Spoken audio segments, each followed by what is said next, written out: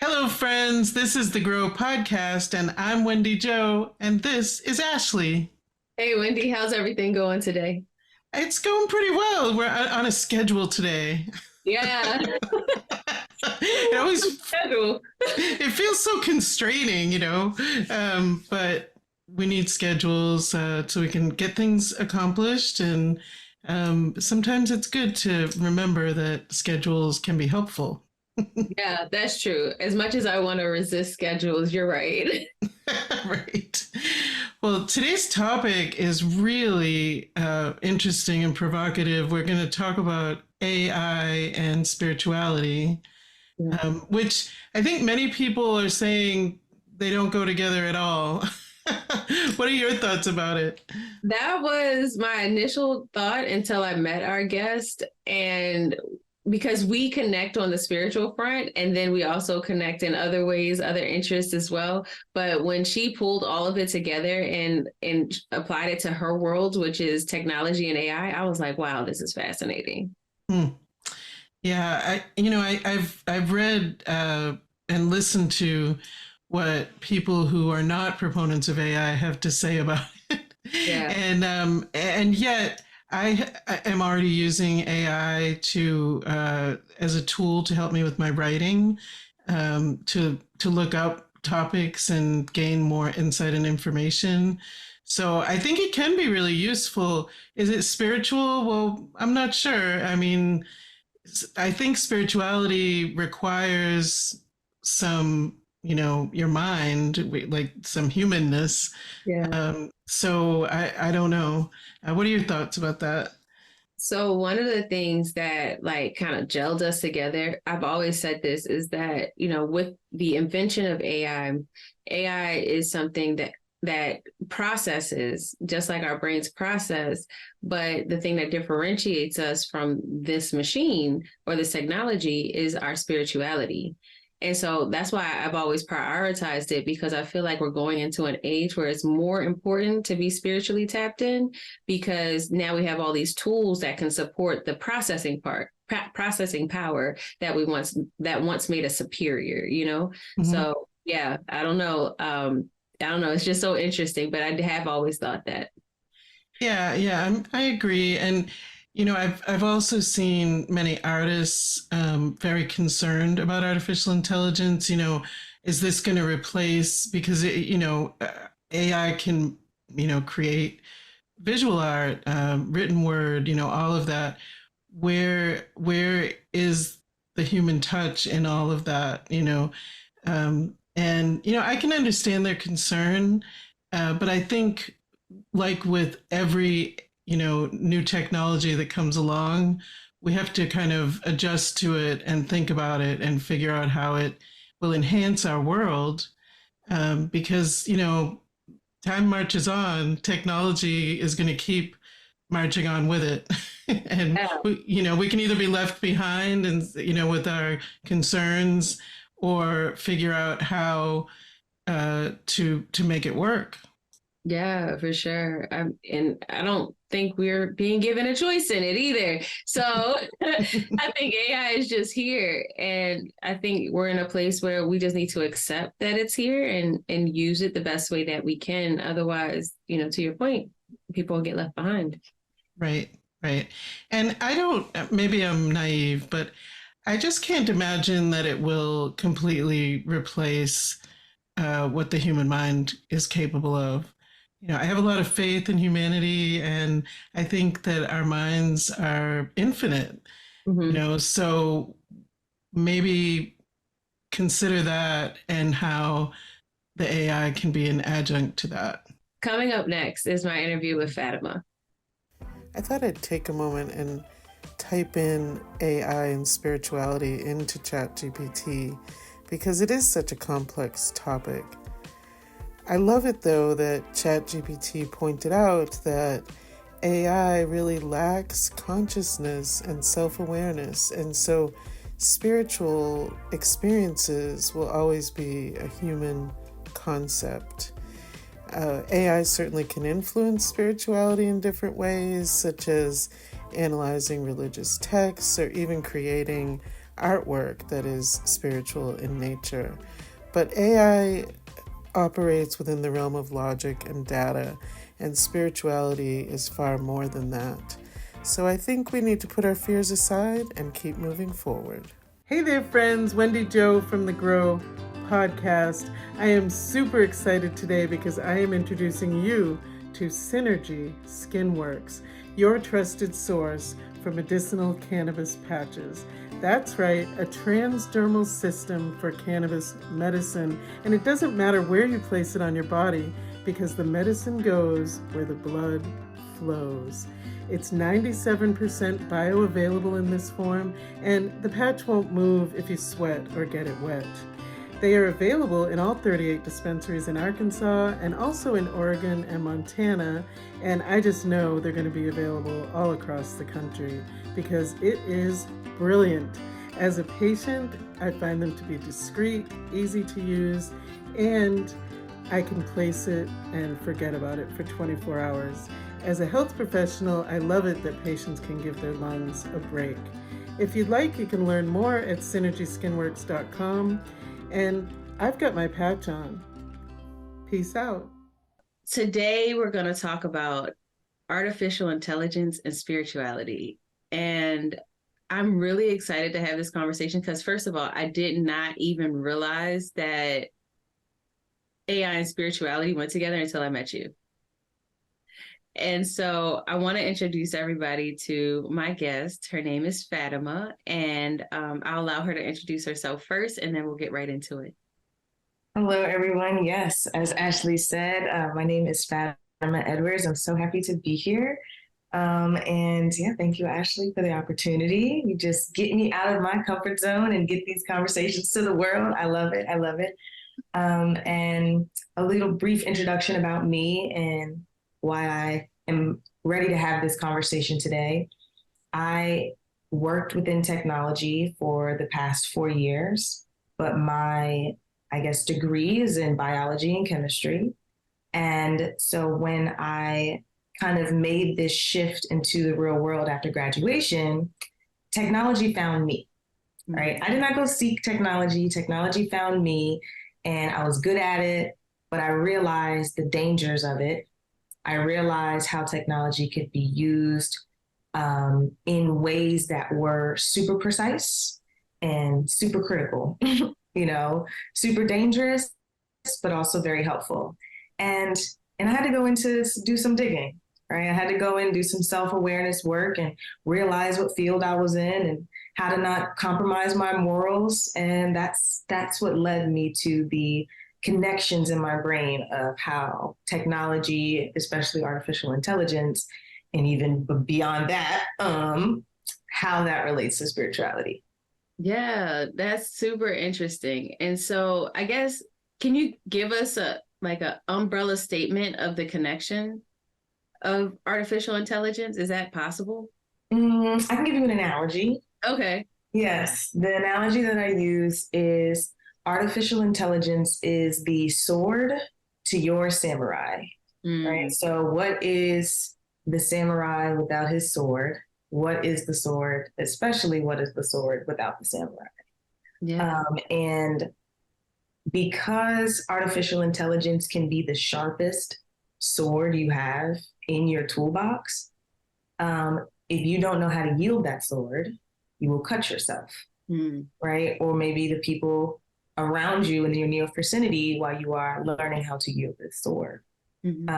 So that's the umbrella statement, is like, you are the yielder of these tools. These tools are nothing without you. They are just a sword on the ground if you don't pick them up and start, moving them around. So how do you want to move this sword? I just think it's just so musical, so beautiful to even connect the idea of the technology that we design and make it so purposeful in our lives. Because I feel like in a lot of cases, we just feel like, oh, AI is here, so it's just gonna take over the world right now. And you kind of mentioned some of the dangers that come along with it. And I think a lot of people have a lot of fears around it. So would you mind explaining like some of those misconceptions? Some of the biggest fears around artificial intelligence, one is like data privacy. I just want to put this caveat out there, like if someone wants to find you, they They'll can. find you. Period. We are just in that age where it is very possible, unless you completely live off grid and you are not connected to any cellular data, Wi-Fi, none of that, TV, so none of that, which is like maybe 1-2% of the population, you can be found. Yeah. So let's just eliminate that fear. What are you doing where you don't want to be found? Right? Again, spirituality. What are you doing where you trying to hide so much? Ooh, the fragmentation. What are you doing? Right? Yeah. Because if you really are not doing anything that you trying to hide from somebody or someone's chasing you, then like, why are you worried? Yeah. Right? Practice discernment. Don't be putting your social out there everywhere and your address and your phone number. And oh, I got 3 kids. My favorite color is blue. My name is Ashley, middle name, last name. Like, practice awareness of your personal data, but like, don't be scared to use these tools that might ask for more personal data, because it's all about customization. So I'll go through the fears before I go through the benefits, but that's a prelude to the benefit is about the customization. So the fear of data privacy is a big one. Mm-hmm. The second thing is the use of these tools, right? So you will hear on the news, someone got a call from their niece and it was their voice and it was a scammer asking, like for some money, but it was in the voice of their niece, because there's artificial intelligence tools that can clone your voice. And, all you need is a video of that person on social media, which we put of ourselves talking, and then now they can now take that voice. Mm-hmm. So that's a fear, is like the scammers are going to come to me. Yeah. And I will be willing to hand over this money to them, right? Because they believe in the scammers. Yeah. So that's a big one. Jobs being replaced. Yeah. Oh man, AI is gonna replace my job. And even Uber and Lyft, a new industry, self-driving cars are gonna be a thing very, very soon, right? Where it's like now they have to reshift, and Uber and Lyft have to have their whole business model change. And, oh my gosh, that whole my job, or like being an accountant, being a strategist, being a copywriter, being a designer, right? Being an artist, being a rapper, right? AI wrote a Drake song and that went viral. I saw that. Yeah, that's crazy. Like, it's coming for artists, right? AI seems to be coming for everybody's job. So that's a huge fear that people have. And then I would say the last one, I'm pretty sure there's a long list, but to keep it concise, the last one I would say is people's not knowing how to use it. Yeah. So I think it comes down to like user afraidness. Yeah. That it's something new. And they just don't know how to use it. They just don't know the long-term repercussions of it. We haven't seen it in mass like this for 20, 30, 40 years to be able to gauge it. Yeah. So I think it just comes down to like the new and the ambiguity of it all. Also is a big fear for people of like, they're not afraid of it. They don't think it's going to take people's jobs. They don't think they're going to get that scam call. And if they do, they'll ask questions, right? But it's like, do I even know how to use this thing? Do I want to put the time to know this thing? But if you have that fear, if you're worried about, I'm going to get this call, you're worried about, I'm going to get my job replaced, or you're worried about, I'm not going to be able to do this, what you're doing is blocking your mission that you have unlimited fuel for to this world. Yeah. And you're just delaying that time. You're delaying the amount of people you can reach, right? You're delaying your impact. Mm-hmm. So you have to decide, this is the choice age. Do you want to walk in fear, which blocks your endless creative potential, doesn't even let you realize it, see it, bring it to your awareness? Or do you want to live in discernment, where you are tapping more into your self-awareness, your intuition, your mission, your destiny, your purpose, and now you find these tools, or technically these tools will find you, because they are energetically connected, and that's a different call. That's a different call. But these tools will find you because they match your spirituality, and they will help you expand your mission. But it's your choice what you want. And if you're ready to make an impact, use these tools because they're here for that. But I want to know about your journey. It seems like it's been an intense one. Yes.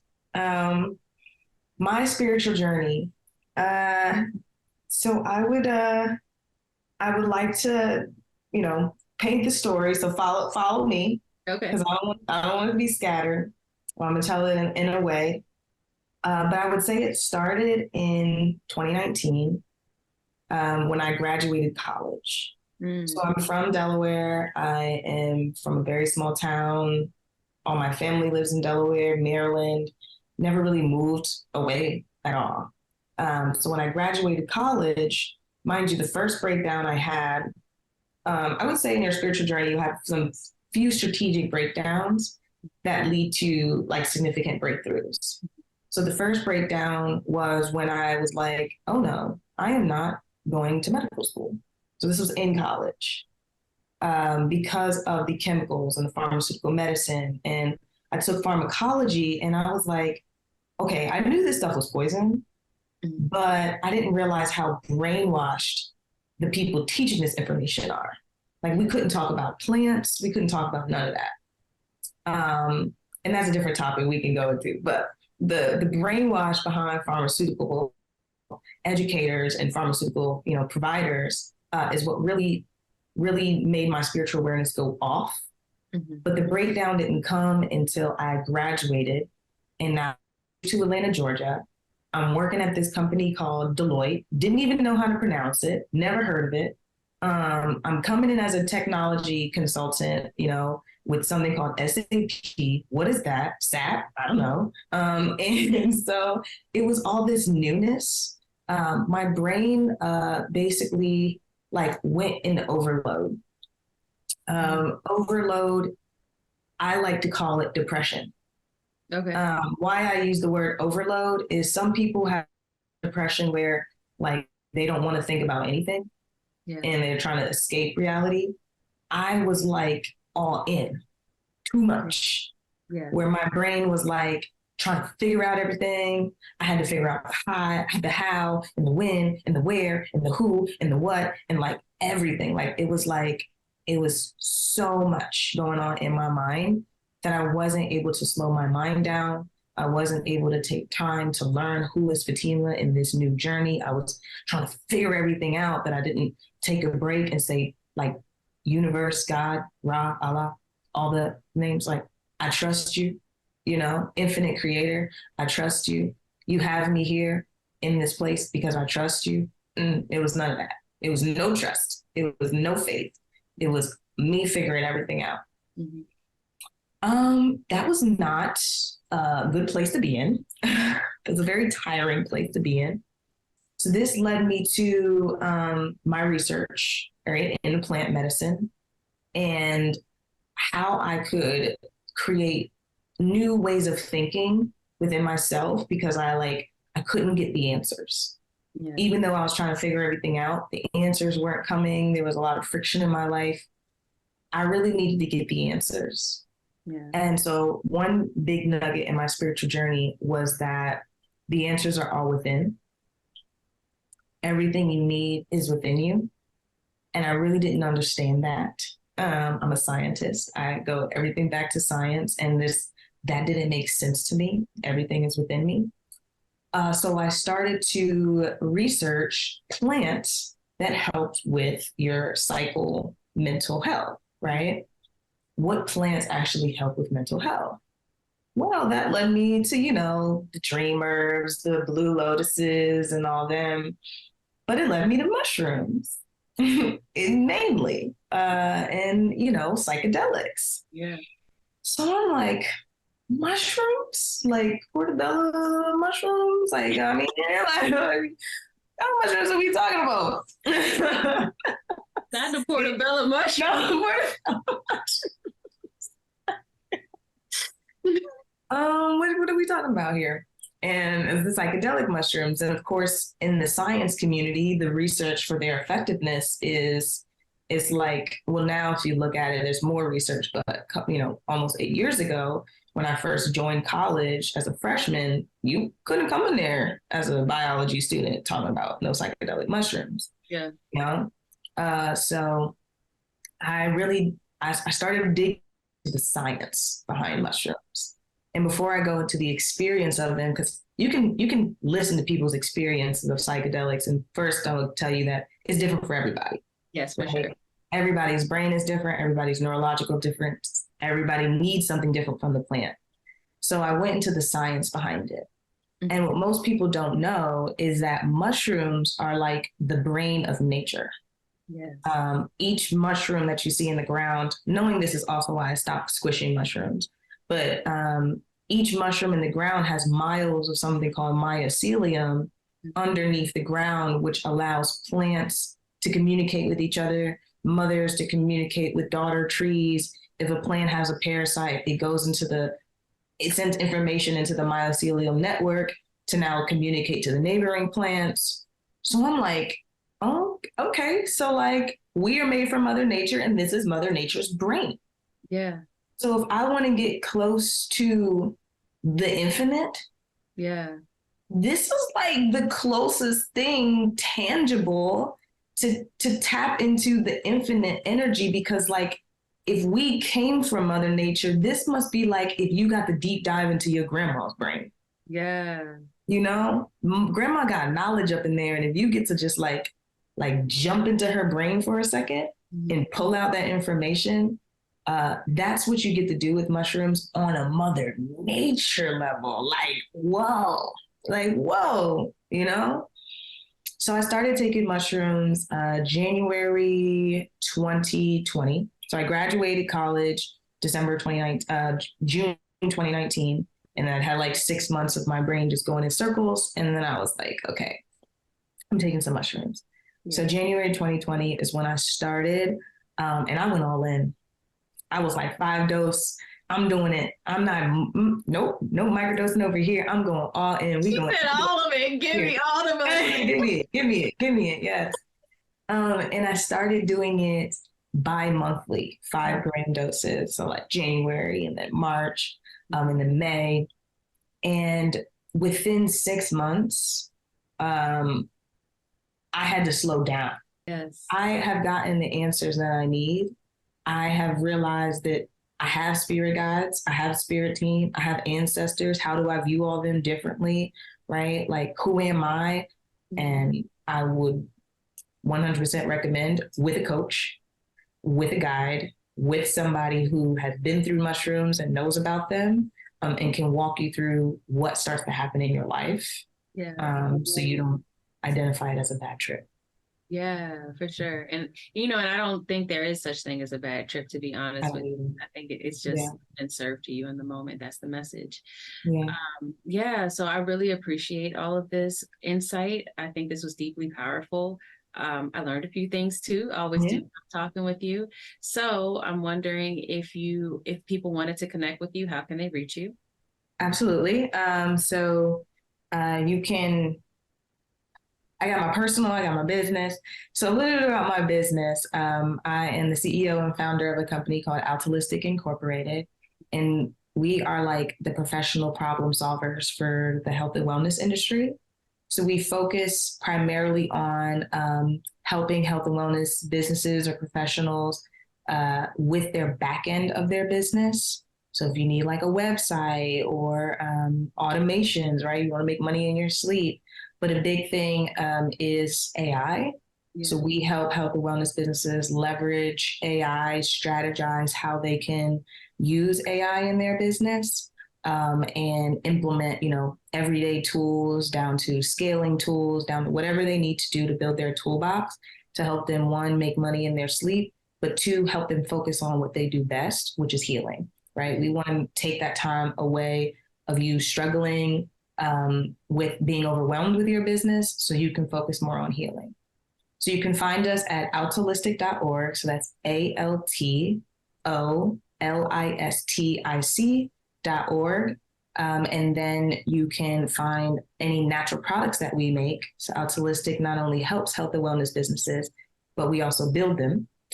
So we're building a business called Pure Path, which is an online natural products marketplace.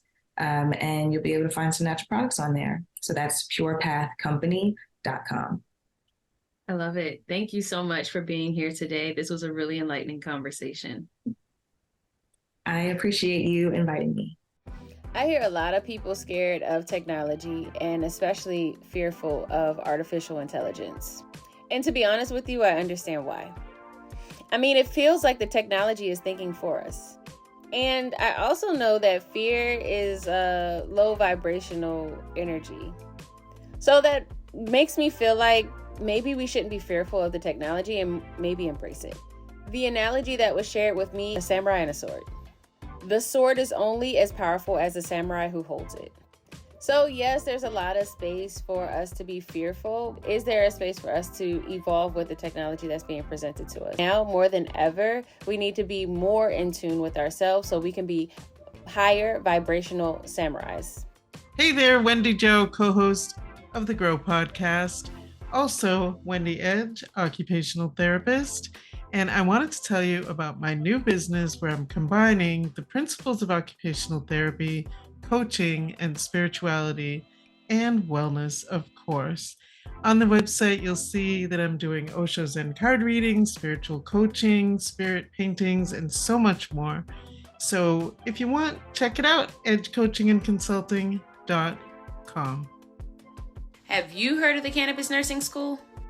It's a place where cannabis nursing, entrepreneurship, and spirituality meet. The High Align Tribe is waiting for you, and it's so easy to find. CannabisNursingSchool.com. So that was such a good conversation from Fatima. She is so knowledgeable about AI and technology, and her journey has been absolutely fascinating. I think the fact that she pulled in some of those concepts around like the samurai sword and having your own avatar to control this sword, and some of the conversations she had around psychedelics was absolutely fascinating and powerful. What do you think? Oh yeah, so the thought about the sword and the tool, right? Whatever tool you're using, it's only as good as your own mind. And I don't think AI is any different. So I loved that. And I think that point is really important for people to understand because people are really fearful about AI. Yes. Have you run into that fear? Most people are scared of it, especially our age bracket and up. Because it's just new, and people think that, and she brought it up, that people's identities potentially could get stolen with more ease because of this technology, people's voices, their videos, that, everything, your word can all be curated and crafted through the technology. But, there's good and bad to everything. Mm-hmm. Similar to the samurai and the sword, if you go around stabbing people with the sword, you're going to hurt people. Right. And the human mind is capable of both sides. We know this. We like to, of course, encourage the more positive side and use of whatever tools are available in a more spiritual and accountable way. And I think that as we go forward, sure, we have to be aware that this can happen, and whatever safeguards are developed. I'm sure there will be more safeguards developed as we go along. It's still brand new, but I just love sort of the positive approach to this new technology. I don't think technology and spirituality are mutually exclusive, and I think she illustrated that. Yeah, for sure. So I hope you all enjoyed that interview. I enjoyed doing it, for sure. You could tell. All right. Well, thanks for that. And I hope everyone has a great week. Bye. All right. Bye.